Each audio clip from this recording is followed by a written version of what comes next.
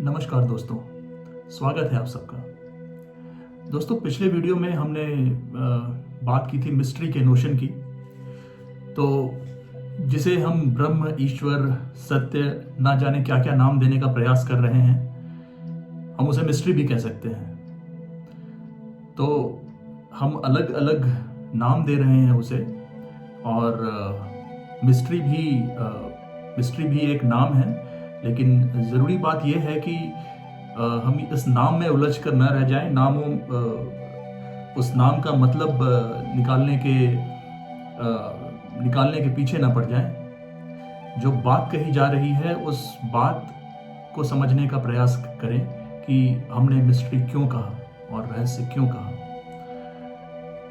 तो दोस्तों, पिछले वीडियो में हमने बात की थी कि मिस्ट्री में पार्टिसिपेट कैसे करें, सहभागिता कैसे करें। तो दोस्तों, ये स्टेटमेंट बहुत ज़रूरी है कि मिस्ट्री में पार्टिसिपेशन ज़रूरी है, सहभागिता ज़रूरी है। और ये बात को एम्फेसाइज करना इसीलिए ज़रूरी है क्योंकि यहाँ पे कोई अथॉरिटी का, किसी सत्ता का नोशन नहीं है।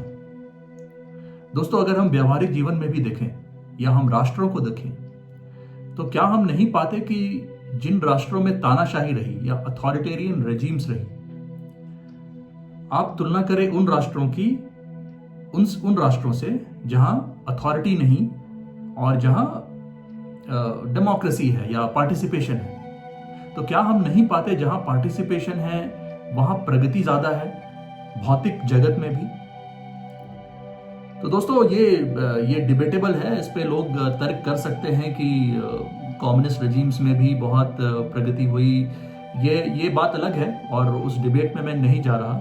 लेकिन मैं जो कहना चाह रहा हूं कि अगर किसी भी रेजिम ने प्रगति दिखाई है, भले ही वहाँ की जो अथॉरिटी हो वो डेमोक्रेसी नहीं हो सकता है फॉर्म ऑफ गवर्नेंस डेमोक्रेसी नहीं हो, लेकिन बिना लोगों के पार्टिसिपेशन के तो ये संभव नहीं है। ऐसा तो नहीं है कि डंडा चलाकर देश को या समाज को चलाया जा सकता है, उसमें लोगों का पार्टिसिपेशन जरूरी है। और ये ना कि लॉजिकल है, ये हम तथ्य रूप में सामने देखते भी हैं। तो दोस्तों, जब व्यवहारिक दुनिया में ये चीज इतनी स्पष्ट है कि पार्टिसिपेशन जरूरी है, फिर जाने क्यों सत्य के मामले में, ईश्वर के मामले में हम अथॉरिटी को जरूरी समझते हैं, या ऐसा लोग कहते हैं कि अथॉरिटी जरूरी है या गुरु जरूरी है। तो दोस्तों, ये बात को समझना जरूरी है। मैं अभी इस बात की गहराई में नहीं जा सकता कि गुरु जरूरी है नहीं है, क्योंकि इस पर हमने ऑलरेडी काफी बात की है कि जो गुरु का दायित्व है वो रियलिटी की दुनिया में है, माया की दुनिया में है। आपको माया का डिसऑर्डर दिखाना है, और माया का डिसऑर्डर देखकर जब आप पूरी तरह उस विकृति को देख लें, मेरे हिसाब से शायद अगर गुरु का ये रोल है तो मैं उसे नकारूंगा नहीं। वो टीचर का भी रोल है, आप गुरु या टीचर जो भी कहें, जो आपको इसकी विकृति दिखाए, तो वो तो बात सही है और उस बात में कुछ गलत नहीं है। लेकिन अगर मैं ये कहूं कि मैं मिस्ट्री जानता हूं, मैं सत्य जानता हूं और मैं आपको राह दिखाऊंगा, तो वो पार्टिसिपेशन नहीं है दोस्तों, वो अथॉरिटी है। तो ये बात हमें समझनी ज़रूरी है, क्योंकि अगर आप ये वीडियो देख रहे हैं तो मैं यही मानूंगा कि कहीं ना कहीं आप इसको सीरियसली लेते हैं। जो लाइफ की इंक्वायरी है या आध्यात्मिकता है, उसको आप सीरियसली लेते हैं। जो लोग सीरियसली नहीं लेते वो नहीं देखेंगे, तो जो लोग देख रहे हैं वो सीरियसली लेते हैं। तो मैं ये ज़रूर अपील करूंगा कि इस चीज़ पे ज़रूर इंक्वायरी करें कि जो गुरु का रोल है, गुरु का स्थान है, वो क्या है। क्या अथॉरिटी है, क्या पार्टिसिपेशन है। तो अगर हमारे गुरु हैं भी तो वहाँ पार्टिसिपेशन चाहिए, वहाँ अथॉरिटी से काम नहीं चलेगा, कम से कम सत्य के संदर्भ में। हाँ, अथॉरिटी का काम कहीं कहीं आता है। अब अगर बच्चे छोटे हैं, उनकी समझ उतनी विकसित नहीं हुई है, तो पेरेंट्स के तौर पर हमको कभी अथॉरिटी दिखानी पड़ती है। तो ठीक उसी प्रकार हम जो माया जगत में खोए हुए लोग हैं, और अगर कोई सत्य का प्रतीक है, जिसे सत्य का साक्षात्कार हुआ है और उसने गुरु का रोल एज्यूम किया है, तो कहीं ना कहीं उसे अथॉरिटी दिखानी पड़ेगी। अगर उसको आपकी विकृति से दूर करना है, तो वो बात अपनी जगह सही है। लेकिन जहां तक सत्य से साक्षात्कार की बात आती है, वहां पे कोई अथॉरिटी नहीं चल सकती। वहां पे पूर्ण सहभागिता ही एक मार्ग है। तो दोस्तों, इस बात के बाद अब जब हम इस रहस्य में, इस मिस्ट्री में पार्टिसिपेशन का बात करते हैं, तो इसमें दो फंडामेंटल चीजें बहुत ही अनिवार्य हो जाती हैं। पहली चीज, साइकोलॉजिकल क्लैरिटी। तो दोस्तों, ये जो साइकोलॉजिकल क्लैरिटी है, ये वही चीज है जो हम अभी तक करने का प्रयास कर रहे हैं, या जो शायद जो सीरियस गुरु हैं, जिन गुरुओं में इंटीग्रिटी है, वो प्रयास करते हैं। हालांकि बहुत ऐसे भी केसेस हैं जहां गुरुओं में इंटीग्रिटी नहीं, तो मैं मान रहा हूं ऐसे गुरुओं की या ऐसे स्पिरिचुअल मास्टर्स की बात जिनमें इंटीग्रिटी है, जिनको सत्य से साक्षात्कार हुआ है, या हम जैसे आम लोग जो सीकर्स हैं, जो सत्य को समझना चाहते हैं। तो हम यहाँ उस ऑडियंस को एड्रेस कर रहे हैं कि साइकोलॉजिकल क्लैरिटी क्या है। अभी अगर मान लिया जाए कि मैं बहुत एम्बिशियस हूँ, तो आजकल जो सफलता का पैमाना है, क्या वो ये है कि आप जीवन के बारे में क्या दर्शन रखते हैं, जीवन के बारे में आप क्या सोचते हैं, क्या वो सफलता का पैमाना है? दोस्तों, हम सब जानते हैं ये कतई नहीं है सफलता का पैमाना। और सफलता का पैमाना क्या? सफलता ही यही है कि आपके पास कितना धन है, आपकी पोजीशन क्या है, आपकी पावर क्या है। सफलता का और कोई मतलब नहीं, अगर हम व्यवहारिक रूप से देखें तो। दोस्तों, और आज दुनिया भी ऐसे ही लोगों से भरी पड़ी है, और ऐसे ही लोग पावर और पोजीशन में हैं जो एम्बिशियस है, जिनमें एम्बिशन की एनर्जी है। तो जब तक आप में एम्बिशन ना हो, आप में वो ड्राइव ना हो, तो हम कहते हैं सफलता तो आ ही नहीं सकती। तो दोस्तों, हम उस ऑडियंस को भी एड्रेस नहीं कर रहे हैं, क्योंकि उस ऑडियंस के लिए, हाँ, ये मैं नहीं कह रहा कि एम्बिशियस लोगों में लाइफ के प्रति कोई क्यूरियोसिटी या इंक्वायरी करने की कोई जागरूकता नहीं हो सकती, बिल्कुल हो सकती। लेकिन अगर वो ऑडियंस ऐसी है जिसके लिए एम्बिशन ही सब कुछ है, तो फिर वो भी हमारी ऑडियंस नहीं हुई, क्योंकि वहां पे वो साइकोलॉजिकल क्लैरिटी है ही नहीं। और ये कितनी ही सामान्य सी और कॉमन सेंस की बात है दोस्तों, कि अगर जैसे हमें कहा जाता है कि हम एक गोल रखें, एक लक्ष्य रखें, और उस लक्ष्य के पीछे भागते रहें, लेकिन फिर हम लक्ष्य कैसे रखते हैं? अपने मस्तिष्क को यूज करके। और हम उसके पीछे जो भागते हैं, उसके पीछे जो एनर्जी कहां से आती है? वो हमारे शरीर, हमारे बुद्धि से ही आती है। तो बिना इस मूलभूत बात को समझे कि पूरी दुनिया का जो अस्तित्व है हमारे लिए, हमारे शरीर, हमारे मस्तिष्क, या जो भी हम हमारा व्यक्तिगत जीवन समझते हैं, उसकी वजह से है, तो हम बिना उस चीज को समझे किसी ऐसी चीज के पीछे भाग पड़े जिसे शरीर या मन ने ही निर्मित किया है, बिना शरीर और मन को समझे, तो ये तो स्पष्ट रूप से लॉजिकल भी नहीं है, और ये विकृति ही दिखाई पड़ती है। लेकिन यही बिकता है, यही मार्केटेबल है। हर कोई आपको ये बताएगा कि आप लक्ष्य निर्धारित करो और अपने गोल्स को चेस करो, खुद को मोटिवेटेड रखो, लेकिन उसके शायद साथ ये नहीं बताएगा कि उसके पहले जो फंडामेंटल जरूरी है कि आप जीवन को समझें। जीवन को समझना एक अलग सब्जेक्ट बना दिया जाता है कि आप उस रैट रेस में तो भागते रहें, लेकिन साथ में थोड़ी थोड़ी मोटिवेशन के लिए वो स्पिरिचुअलिटी के थोड़े बहुत ज्ञान सुन लें। यही चल रहा है दुनिया में दोस्तों। तो ये स्पष्ट रूप से विकृति है, और अगर हम इंक्वायरी में साथ हैं तो हम इस निष्कर्ष पर पहुंचेंगे, और अगर हम इस निष्कर्ष पर नहीं पहुंचे हैं तो भी वो साइकोलॉजिकल क्लैरिटी नहीं है। तो दोस्तों, ये एक अनिवार्यता है, ये साइकोलॉजिकल क्लैरिटी होना। तो दोस्तों, ये साइकोलॉजिकल क्लैरिटी या मनोवैज्ञानिक स्पष्टता का जो हमने उदाहरण दिया, वो व्यवहारिक जीवन में लिया या रोजमर्रा के जीवन में लिया। इस साइकोलॉजिकल क्लैरिटी का एक और पक्ष है। अब मान ले कि ये जो मटेरियल वर्ल्ड की जो चीजें हैं वो मुझे क्लियर हो गई कि ये डिजायर की एनर्जी है, और डिजायर के पीछे मैं भाग रहा हूं, लेकिन डिजायर का नेचर मैंने समझने का प्रयास नहीं किया। अब मुझे इस डिजायर के नेचर को समझना है, और इस क्यूरियोसिटी में मैं जीवन को समझने का प्रयास करता हूं, और फिर मैं तरह तरह के गुरुओं के सानिध्य में जाता हूं, ग्रंथों को देखता हूं। तो उस स्टेज पे मटेरियल जो वर्ल्ड है, मटेरियल वर्ल्ड की चीज शायद मैं समझ चुका हूं, लेकिन ये जो मेरे अंदर की क्यूरियोसिटी है, जो सीकिंग है, जो लॉन्गिंग है, कुछ ऐसा पाने की, कुछ मिस्टीरियस पाने की, वो रहती है। तो शायद वैसे लोग उस सत्य के मार्ग पर आगे बढ़ने का प्रयास करते हैं, या वैसे लोगों को मैं सीकर कहता हूं। और दोस्तों यहाँ पे ये भेद करना भी ज़रूरी है कि मेरे हिसाब से मैं उसे सीकर नहीं कहूँगा जो जो पूजा पाठ में है, लेकिन उसके पीछे उसकी कामना है, उसकी कुछ इच्छा है। जैसे ये भी हालांकि हर कोई अपने आप को धार्मिक कहता है, हर कोई अपने आप को स्पिरिचुअल कह सकता है कि मैं कोई व्रत रखता हूँ कि मेरी नौकरी लग जाए, मेरी शादी हो जाए, मेरे बच्चों की नौकरी लग जाए, मेरे बच्चे अच्छे से रहें, मेरा ये हो, मेरा वो हो। तो दोस्तों मेरे नज़र में वो ट्रांजैक्शन है, उसमें मैं कोई आध्यात्मिकता का नोशन नहीं देखता हूँ। तो जब मैं सीकिंग कह रहा हूँ तो ये सीकिंग फॉर ट्रूथ है, ये सीकिंग फॉर ये ईश्वर को के प्रति जो हमारा खिंचाव है, उस खिंचाव को समझना और उस खिंचाव के अंदर जाना, ये इसको मैं आध्यात्मिकता बोलूँगा, इसको मैं वो ड्राइव बोलूँगा।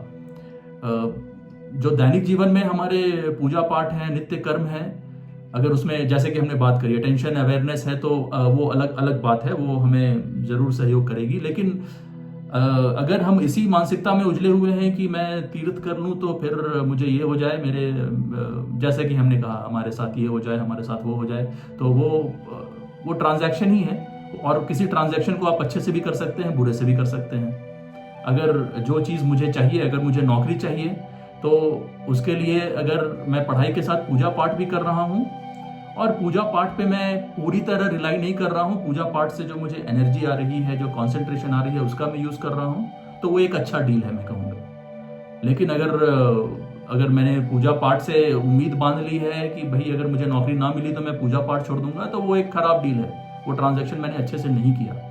तो ये दोनों चीज़ें मैं अलग कर रहा हूँ। पहली तो जो फंडामेंटल लेवल पे यही क्लैरिटी नहीं कि लाइफ को समझना ज़रूरी है और बस हम एम्बिशन और बाकी चीज़ों के पीछे, दुनियादारी के पीछे भाग रहे हैं और हमें कोई मतलब ही नहीं कि ये लाइफ क्या है, वो देखा जाएगा।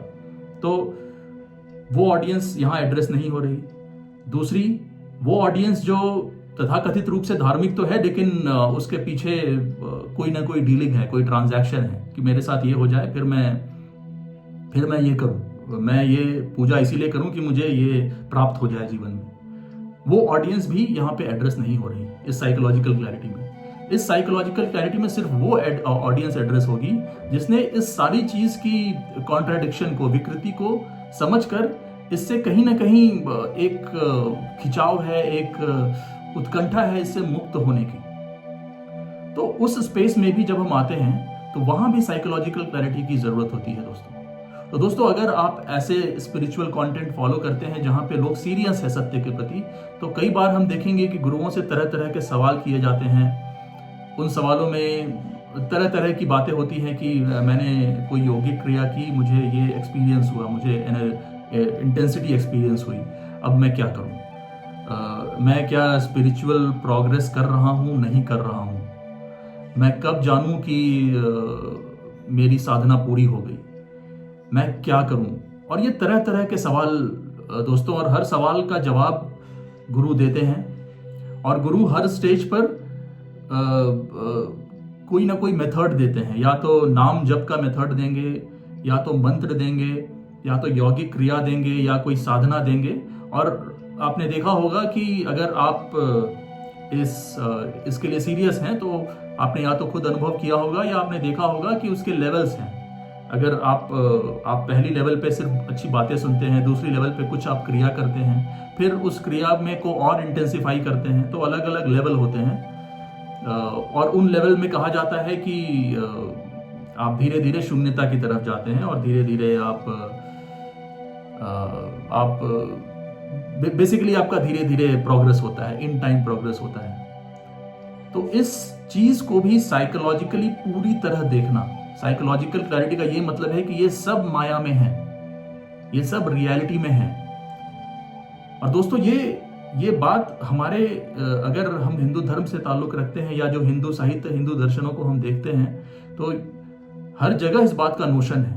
और जिन गुरुओं में इंटीग्रिटी है वो भी इस बात को जरूर कहते हैं कि जब अंत समय आए, कहने का मतलब जब सत्य से साक्षात्कार का समय आए, तो आपको गुरु को भी छोड़ना होगा, आपको उस सिंबल को भी छोड़ना होगा जिसको केंद्र में रखकर आपने अपनी पूरी आध्यात्मिकता तय की है। क्योंकि वो जिस गुरु में इंटीग्रिटी है या जो सत्य है, वो ये जानता है कि सत्य तक पहुंचने का मार्ग नहीं है। Truth is a pathless land. आपको आपके क्वेस्ट में, आपकी क्यूरियोसिटी में हेल्प करने के लिए तरह तरह के मेथड्स हो सकते हैं, लेकिन अंत में जो अंतिम यात्रा कह लें, या उसको शब्दों में रखना बहुत मुश्किल है, या इस मिस्ट्री में पार्टिसिपेशन कह लें, सहभागिता कर लें, उसके लिए कोई पथ, कोई मार्ग नहीं, उसके लिए कोई गुरु हाथ पकड़कर नहीं बता सकता कि अब ये सत्य है और ये काम हो गया, अब आपने सत्य को प्राप्त कर लिया, अब आप एनलाइटन हो गए। ये बात नहीं हो सकती। तो दोस्तों, ये चीज भी समझनी बड़ी जटिल है, और इसी के लिए हम इस इंक्वायरी का मार्ग अपना रहे हैं। और शायद जेके की बातों ने मुझे सबसे ज्यादा अपील इसीलिए किया क्योंकि उन्होंने सीधे सीधे सत्य की बात करी। उन्होंने बाकी सारी चीजों को, जो ट्रूथ और जो रियलिटी का जो फ्रेमवर्क या जो कॉन्सेप्ट दिया, वो मुझे बड़ा ही रोचक लगा कि कैसे सारी चीजें, सारे मेथड्स जो हम करते हैं वो सब माया की दुनिया में हैं। और माया की दुनिया में ऑर्डर जरूर आ सकता है, रिलेटिव ऑर्डर आ सकता है, लेकिन कंप्लीट ऑर्डर के लिए, जो सत्य में होने के लिए जो चाहिए, वो मार्ग तो अकेले का है। वो जैसा कि हमने कहा, मार्ग ही नहीं है। तो और ये इन बातों को स्पष्टता से देख पाना, स्वीकार कर पाना दोस्तों बहुत ही मुश्किल है। मैं भी ये बातें कह रहा हूं, और शायद मैं वीडियोस भी इसीलिए बनाता हूं कि मैं बार बार इन बातों की तरफ जा पाऊं, और शायद ये साइकोलॉजिकल क्लैरिटी मुझे पूरी तरह आ पाए। लेकिन कम से कम बौद्धिक स्तर पर या तार्किक स्तर पर ये हमें समझना जरूरी है कि सत्य में पार्टिसिपेशन के लिए, ब्रह्म में पार्टिसिपेशन के लिए, ये साइकोलॉजिकल क्लैरिटी और ये या मनोवैज्ञानिक स्पष्टता बहुत ही जरूरी है, और ये आवश्यक है। इसके बिना उस सत्य में, मिस्ट्री में पार्टिसिपेशन नहीं हो सकता। और दूसरी चीज, वो इंसाइट, वो एक बार में चीजों को देखना, फ्रैगमेंट्स में नहीं, एग्जामिनेशन, डिटेलिंग में नहीं जाना।